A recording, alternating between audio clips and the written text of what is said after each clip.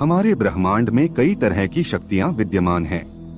ज्ञान देने वाली शक्तियां, धन संपत्ति वैभव देने वाली शक्तियां, कल्याण करने वाली शक्तियां, मन पर प्रभाव डालने वाली शक्तियां, आत्मा पर प्रभाव डालने वाली शक्तियां, बुद्धि पर प्रभाव डालने वाली शक्तियां।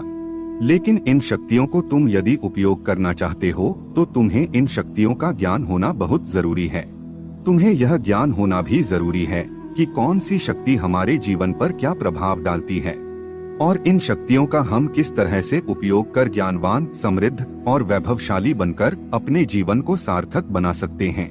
पिछली प्रस्तुति में हमने आपको बताया था कि इस ब्रह्मांड में 1 से लेकर 9 नंबर वाली भिन्न भिन्न शक्तियां अपना प्रभाव डालती है। इनमें 3, 6 और 9 नंबर वाली शक्तियां प्रमुख शक्तियां हैं। साथ में यह भी बताया था कि इन शक्तियों के साथ किस तरह से सूर्य, चंद्र, गुरु, राहु, बुध, शुक्र, केतु, शनि और मंगल की शक्तियां जुड़ी हुई है। किस तरह से पंचतत्व की शक्तियां इन अंकों के साथ जुड़ी हुई है और किस तरह से त्रिदेव, ब्रह्मा, विष्णु और महेश का इन शक्तियों के साथ संबंध है।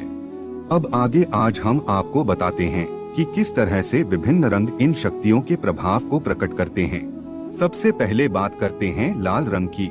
लाल रंग मंगल ग्रह का होता है, जिसे मंगलकारी, कल्याणकारी, शुभ और सौभाग्यशाली कहा गया है, जिसके साथ नंबर 9 की शक्ति और मंगलकारी भगवान शिव की शक्ति जुड़ी हुई है।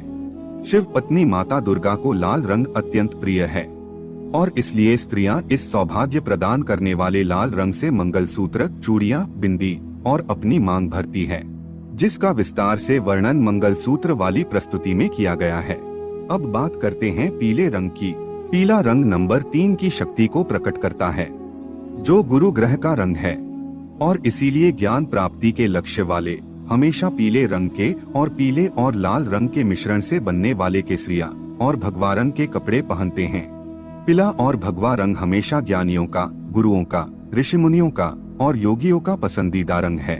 अब बात करते हैं नीले रंग की। नीला रंग 6 नंबर की शक्ति को प्रकट करता है, जो शुक्र ग्रह की एनर्जी को भी प्रकट करता है। पिछली प्रस्तुति में आपने देखा कि 6 नंबर भगवान विष्णु की शक्ति को प्रकट करता है और भगवान विष्णु को नीले रंग के बताए जाते हैं। भगवान विष्णु के लिए नीलवर्ण, मेघवर्ण जैसे शब्दों का प्रयोग किया जाता है और जल तत्व का रंग भी नीला ही है। इसी तरह नारंगी रंग नंबर 1 की शक्ति को प्रकट करता है, जो सूर्य की शक्ति है। सफेद रंग नंबर 2 की शक्ति को प्रकट करता है, जो कि चंद्र की शक्ति है। बैंगनी रंग 4 नंबर की शक्ति को प्रकट करता है, जो कि राहु की एनर्जी को प्रकट करता है। हरा रंग नंबर 5 और बुध ग्रह की शक्ति को प्रदर्शित करता है। बैंगनी रंग नंबर 7 की एनर्जी और केतु की शक्ति को प्रदर्शित करता है और जामुनी रंग 8 अंक और शनि ग्रह की शक्ति को प्रदर्शित करता है। तो यह 9 प्रकार की शक्तियां हैं जो पूरे ब्रह्मांड पर अपना प्रभाव डालती है, चाहे फिर वह देवी देवता के रूप में हो, चाहे फिर वह 9 ग्रहों के रूप में हो, चाहे फिर वह रंगों के रूप में हो, चाहे फिर वह पंचतत्व के रूप में हो, या फिर वह 1 से लेकर 9 अंकों की एनर्जी के रूप में हो, या चाहे फिर वह नव दुर्गा के रूप में हो। लेकिन इन शक्तियों का प्रभाव हमारे जीवन पर 100% नहीं, लेकिन 1000% पड़ता ही है। इस चित्र से अंक ज्योतिषी, वैदिक ज्योतिषी और लाल किताब वाले ज्योतिषी अच्छी तरह से समझ सकते हैं कि राहु किस तरह से चंद्र पर अपना प्रभाव डालता है, शनि कैसे अपना बुरा प्रभाव राहु और केतु पर डाल देता है, सूर्य और बुध किस तरह से जुड़े हुए हैं, शुक्र कैसे नेगेटिव शक्तियों का गुरु है और बृहस्पति किस तरह से पॉजिटिव शक्तियों का गुरु है। इस तरह से अनेकों कनेक्शनों को और रहस्य को समझा जा सकता है। अब समझते हैं कि यह शक्तियां हमारे जीवन पर क्या प्रभाव डालती है। अब सबसे बड़ा प्रश्न यह है कि क्या हम इन शक्तियों का उपयोग कर ज्ञान, धन, दौलत और अच्छा सौभाग्य प्राप्त कर सकते हैं? ऐसा कौन सा तरीका है जिससे हम इन शक्तियों का उपयोग कर सके और इन शक्तियों की कृपा प्राप्त कर सके? ब्रह्मांड की इन शक्तियों की कृपा प्राप्त करने के लिए हमारे प्राचीन ग्रंथों में 3 प्रकार के मार्ग बताए गए हैं। पहला है मंत्र, दूसरा है यंत्र और तीसरा है तंत्र। हमारे वैदिक ग्रंथों में कई ऐसे धन प्राप्ति के, विद्या प्राप्ति के और कल्याणकारी मंत्र बताए गए हैं और इन मंत्र को सिद्ध करने से हम इन शक्तियों की कृपा पा सकते हैं। लेकिन आज के समय में इस मंत्रों को ना तो हम सिद्ध कर सकते हैं और ना तो इनसे कृपा पा सकते हैं, क्योंकि हम इतने अज्ञानी बन चुके हैं कि हमारी भाषा के ग और घ, ज और झ अक्षरों का सही उच्चारण क्या है और इनके उच्चारण में क्या फर्क है, यह 99% लोग जानते ही नहीं हैं। तो फिर मंत्रों में दिए गए ऐसे अक्षरों का सही उच्चारण कैसे करेंगे? यह तो हुई उच्चारण की बात, लेकिन इन मंत्रों को सही स्वर और सही छंद के साथ बोलकर या गाकर एक उपयुक्त वाइब्रेशन उत्पन्न करनी होगी, और यह सही वाइब्रेशन कई हजारों या लाखों बार जप करके उत्पन्न करनी होगी, तभी मंत्र सिद्ध होगा। लेकिन विडंबना यह है कि इन मंत्रों को सही स्वर और छंदों के साथ उच्चारण करने का ज्ञान किसी के पास बचा नहीं है। अब आप कहेंगे कि मंत्र काम ना करें तो यंत्र काम करेंगे, तो हम बता दें कि बिना मंत्रों के यंत्र भी सिद्ध नहीं होते और काम नहीं करते हैं, और तंत्र भी बिना मंत्रों के काम नहीं करेंगे। अब आपके मन में यह प्रश्न होता होगा कि मंत्र, यंत्र और तंत्र काम नहीं करेंगे तो हम इन शक्तियों की कृपा कैसे प्राप्त कर सकते हैं? तो इसके लिए हमारे ऋषि मुनियों ने एक चौथा रास्ता भी दिया है, जिसका उपयोग कर हर कोई ब्रह्मांड की इन 9 शक्तियों की कृपा प्राप्त कर सकता है। कुछ लोग कहेंगे कि हम इन शक्तियों पर कैसे काबू पा सकते हैं?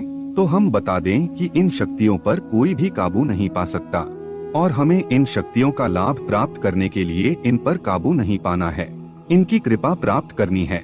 तो अब हम यह चौथा रास्ता बताते हैं, जो आसान है और हर कोई इसका उपयोग कर कृपा प्राप्त कर सकता है। सबसे पहले बात करते हैं 3 अंक वाली ज्ञान शक्ति की। अगर आपको कुछ नया बनाना है, कुछ सर्जन करना है, तो उसका आपको ज्ञान होना जरूरी है। बिना ज्ञान के वैज्ञानिक नई खोज नहीं कर सकता, कवि कविता भी नहीं लिख सकता, चित्रकार चित्र नहीं बना सकता। यह ज्ञान अंदर से या बाहर से उसमें डाउनलोड होता है, तभी वह सर्जन कर सकता है। और इसीलिए सर्जन के देवता ब्रह्मा जी के साथ ज्ञान की देवी माता सरस्वती हमेशा रहती है। अब आप चाहते हैं कि आप में भी सृजनात्मक शक्ति विकसित हो, आपको भी ज्ञान प्राप्ति हो, तो इसके लिए हमारे पूर्वज ऋषियों ने बताया है कि गुरु देवो भवः, ज्ञान देने वाले गुरुओं को देव यानी भगवान माने, उनको सम्मान दे, उनके चरण स्पर्श करें, सिर्फ दिखावा करने के लिए नहीं, लेकिन हृदय पूर्वक यह कार्य करें। ज्ञान देने वाली जितनी भी चीजें हैं, जैसे कि पुस्तकें, कलम, मोबाइल, टेबलेट, कंप्यूटर, सबका सम्मान करें। ज्ञान देने वाले देवता गणपति, सरस्वती की भी हृदय पूर्वक आराधना करें। अब आप सोचते होंगे कि ऐसा क्यों करें, इससे क्या लाभ होगा? तो ऐसा करने से मंत्रों से जो वाइब्रेशन उत्पन्न होती है, वैसे ही वाइब्स इन कार्यों को करने से आप में उत्पन्न होगी, और इससे यह लाभ होगा कि ब्रह्मांड का जो ज्ञान है वह आप में डाउनलोड होने लगेगा। आप ऐसी कविता कर सकेंगे जो आपने कभी सोची भी नहीं होगी। आप ऐसी खोज करेंगे जिसके बारे में आपने कभी अपने मन में सोचा भी नहीं होगा। आप ऐसे चित्र बना सकेंगे जिसे देखकर कहेंगे कि क्या यह मैंने बनाया है या किसी दिव्य शक्ति ने मुझसे बनवाया है। अब ज्ञान का एक और दूसरा नियम भी है। आप किसी भी फील्ड में क्यों ना हो, लेकिन आप जितना अपने ज्ञान को बांटेंगे, आपके ज्ञान में और अधिक वृद्धि होगी। आपके अंदर ज्ञान का फ्लो बढ़ेगा और आपका यूनिवर्सल ज्ञान के साथ कनेक्शन और अधिक मजबूत होगा। अब बात करते हैं 6 अंक वाली संरक्षण और पालन शक्ति की। अगर हम भगवान विष्णु और माता लक्ष्मी की यह 6 अंक वाली शक्ति की कृपा प्राप्त करना चाहते हैं, तो हमें जानना पड़ेगा कि यह शक्ति कैसे काम करती है। एक वृक्ष का अच्छी तरह से पालन और संरक्षण हो, इसीलिए जरूरी है कि उसको पानी, उर्वरक, हवा और सूर्य प्रकाश मिलते रहे। यह उसकी मूल जरूरतें हैं, और वृक्ष की जरूरतें पूरी होती रहेगी तो उसका पालन होता रहेगा। इसी तरह मानव, वृक्ष, प्राणी, ग्रह, नक्षत्र, ब्रह्मांड आदि की मूल जरूरतें पूरी होती रहेगी तो उनका पालन और संरक्षण होता रहेगा। हमारे शरीर की जरूरतें और हमारे हर एक कोश की जरूरत को भगवान विष्णु पूरी करते हैं, जिससे हमारा शरीर और कोश जीवित रहते हैं, उसका पालन पोषण होता रहता है। जिस तरह से सृजन के देवता ब्रह्मा जी को सृजन करने के लिए ज्ञान की जरूरत होती है, माता सरस्वती की जरूरत होती है, वैसे ही पालनहारी देवता भगवान विष्णु को पालन और संरक्षण करने के लिए माता लक्ष्मी की जरूरत होती है। अब लक्ष्मी तत्व सिर्फ रुपया पैसा या धन दौलत ही नहीं है, लेकिन लक्ष्मी तत्व एक ऐसा तत्व है जो समस्त यूनिवर्स को संचालित रखने में सहायता देता है। जैसे कि एक कोश का पालन और पोषण हो, इसके लिए जो एमिनो एसिड और प्रोटीन चाहिए, वह एसिड और प्रोटीन का पोषक रस लक्ष्मी तत्व है।